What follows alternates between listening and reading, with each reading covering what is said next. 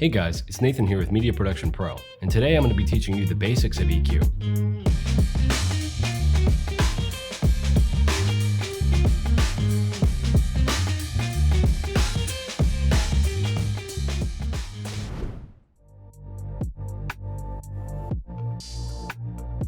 EQ is one of the most frequently used effects in audio engineering.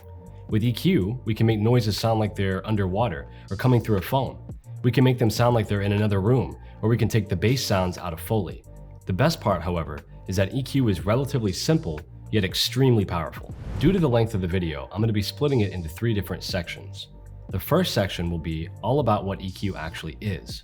The second section will be explaining how you can EQ in your software. And the third section will be explaining how other people in the industry typically use EQ patterns. If you're already familiar with equalization and you're just looking for a refresher, feel free to skip where you need to in the video.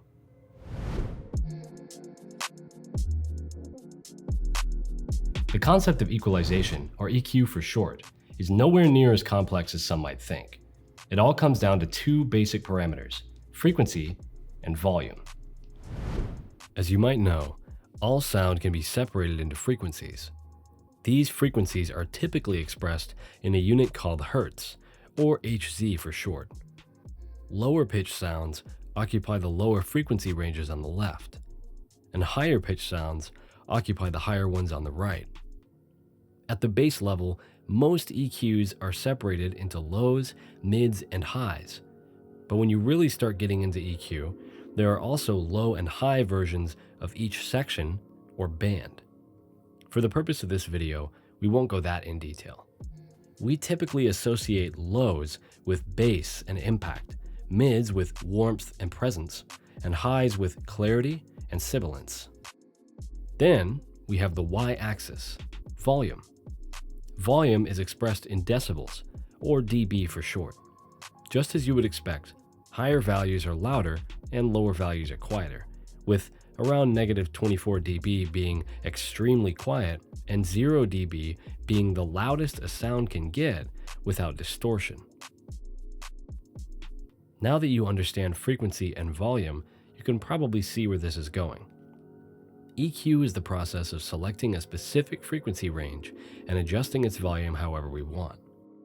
This means we can take the low pitch sounds, or low end as it's called, and boost them, or even completely remove them if we want. You may already see some useful applications of EQ upon seeing this, and in the third section of this video, I'll quickly demonstrate the most commonly used EQ patterns. Just remember, no matter what, EQ is simply frequency and volume.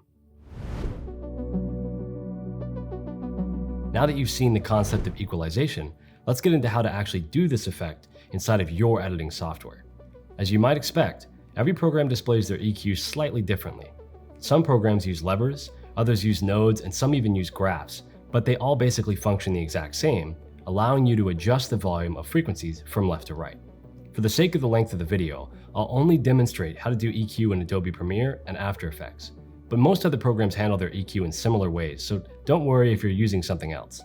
First off, Adobe Premiere. There are lots of EQ-related audio effects available in Premiere, but the one I'll be demonstrating is called Graphic Equalizer 10 bands. After throwing it onto an audio track, you can view the effect controls and click the Edit button. When the equalizer appears, you'll recognize the same pattern: frequency bands from left to right, as well as volume levels up and down. Simply choose what frequencies you want to change by sliding each lever. At the bottom, you can also change the volume range in decibels, which allows you to both increase and decrease the volume of each lever even more. You'll also notice the master gain lever, which you can use to change the overall volume of all frequencies at once. For more control, you can also use the 20 band and 30 band equalizers respectively. They're the same thing, but they allow you to control more specific frequency ranges. The parametric equalizer is a fantastic effect, which allows you to adjust EQ using a graph and node method rather than levers. It really deserves its own full breakdown, and I'll be going more in depth on parametric equalizers in another video, so keep your eye out for that.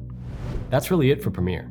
The other effects consist of variations of these equalizers and also presets for them, so let's move on to After Effects. I'll admit, I'm not the biggest fan of EQing in After Effects. Don't get me wrong, it's an incredibly powerful application, and honestly, it's one of my favorite Adobe programs just because of its capabilities. Unfortunately, the default EQ effect, parametric EQ, is a bit unorthodox to use at first. It's not exactly the same as the parametric EQ I mentioned a second ago. As long as you remember what we learned about frequencies and volume, it'll still make sense once you get into it. So let's take a look. When you throw the parametric EQ effect onto a layer, it'll start up like this. Before we start moving things around, let's quickly explain what everything represents. The red line represents band 1. The x-axis of the graph is, again, frequency, and the y-axis is volume. Imagine that. Underneath band 1 enabled, you can see the existing settings for band 1. The frequency setting sets the frequency in hertz that the band is centered on. I'm going to set this to a higher frequency so things are a bit easier to see.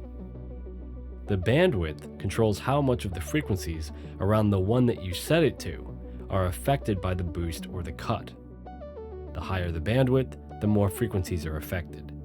Lastly, boost or cut does what it sounds like. It increases or decreases the volume.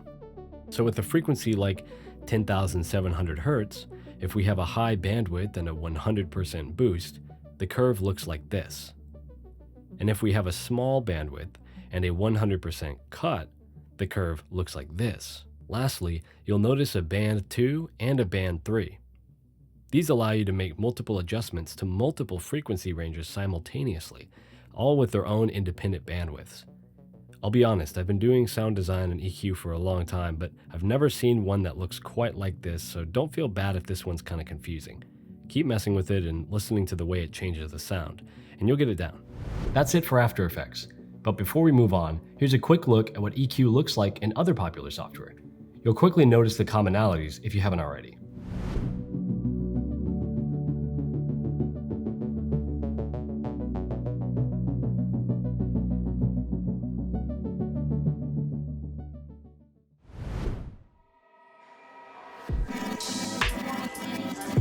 Like I mentioned earlier in the video, EQ is a very common technique used for all sorts of different purposes. In this section, I'll go over some of the most popular EQ patterns and what they're used for. The high-pass filter is simple. Only high frequencies may pass. This effect reduces and even cuts out lower frequencies and can be adjusted depending on the desired sound. If we apply this filter to our song from earlier, here's what it sounds like. A common use for the high-pass filter is something like Foley. For example, if you were recording the sound of a leaf crunching, you wouldn't want low frequencies like wind, the vibration of your hand holding the microphone, or anything else like that. You'd want to isolate the high frequencies of the crunch of that juicy, juicy leaf. Just be careful with high-pass EQs, as they can become a bit too tinny sounding and harsh on the ears if you aren't accounting for that. Typically, the more frequencies the high-pass cuts out, the less natural it sounds. The low-pass filter, much like the high-pass, only lets low frequencies pass through the EQ. It reduces and even cuts out higher frequencies, and can also be adjusted however you like. Here's what it sounds like if we throw it on our song.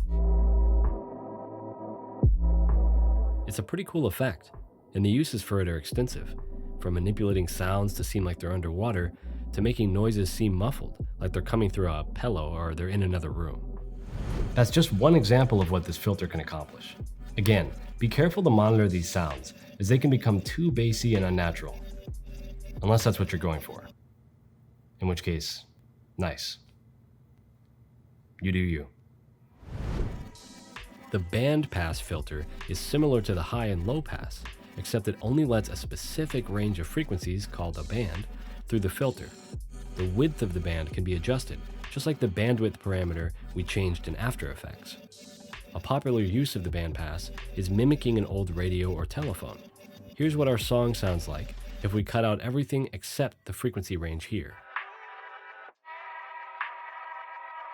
The reason this works is because phone speakers are typically not capable of outputting those lower frequencies, and while they are tinny, a high pass isn't correct either, as they can't put out those extremely high-end frequencies.